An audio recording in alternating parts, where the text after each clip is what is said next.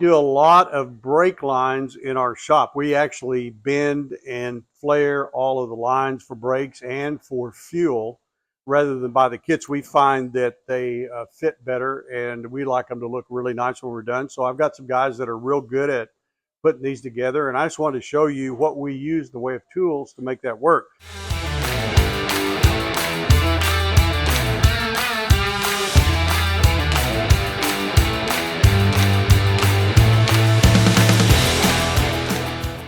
Now, a lot of times people will do this with an old hand tool. Let me get that out of my toolbox while I'm thinking about it. This would be the type of tool that you might find in a lot of shops, and they work pretty well, except the problem that I find with them, and you can see how this is bent, is that eventually you want to use this to grip the tubing.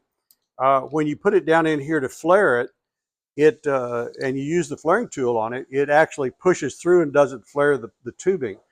So, you know, after you do this enough times, it gets a little boring and a little burdensome to have to come back and start all over. But the way that would work would be if you stick your tube through here, like so, and bring it down to about that height, and then tighten up like this on both ends until you get it just about as tight as you can possibly get it. Using this tool, you slide it over here, and you can see it's got a beveled end on it, and you stick the point of that into the tubing and bring this down until it starts tightening. And then you begin the process of tightening this down until it bends the tubing. I'll show you what that looks like. This is just a single flare. We're going to do a double flare here.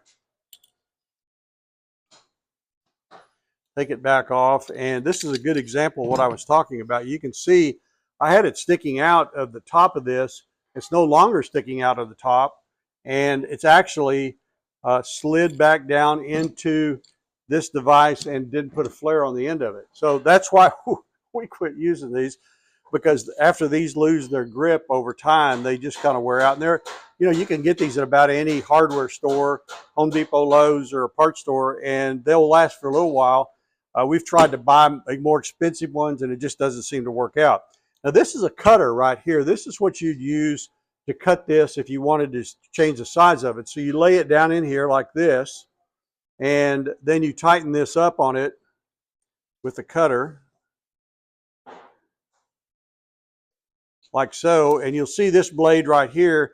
This would be a little difficult for me to hold, but basically what you're going to do is you're going to tighten this up on there, like so, and then you're going to start making revolutions with this. At each time that you go around, my dad taught me this, every time you go around, you give it another little tension.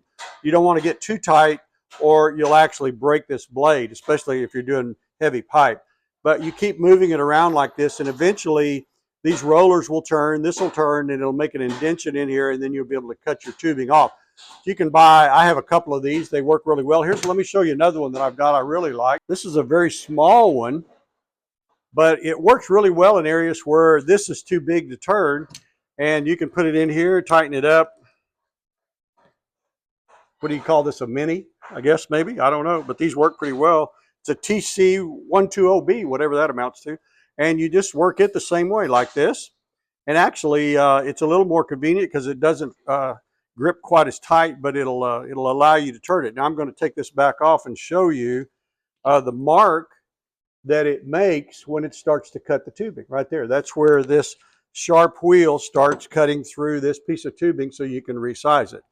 So that is kind of a basic journeyman's way of doing this. If you have a short piece you want to do at home, that probably works pretty well. We have a hydraulic system here that we use, and it has dies right here that go in. You loosen this right here, and you can pull the dies out. They're different sized dies depending on the size of the tubing. You can see this is a 5/16 and a 5/16 piece of tubing. You slide it back down in here like that.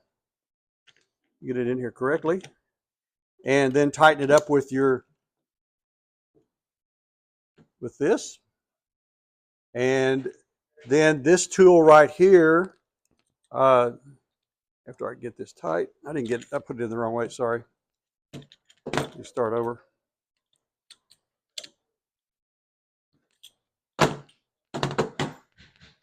Probably a good way to show that tool anyway.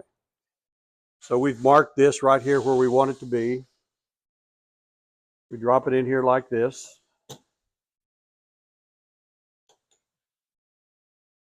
And you're not making a video, so you're not trying, you can take your time doing this. I'm trying to hurry this up so I don't bore you. Then you use this tool right here, and you can see it's beveled on the inside, and it has a guide pin. It slides down in here like this. Then you turn this tool like this until that guide pin goes up in the side of this. You can see that.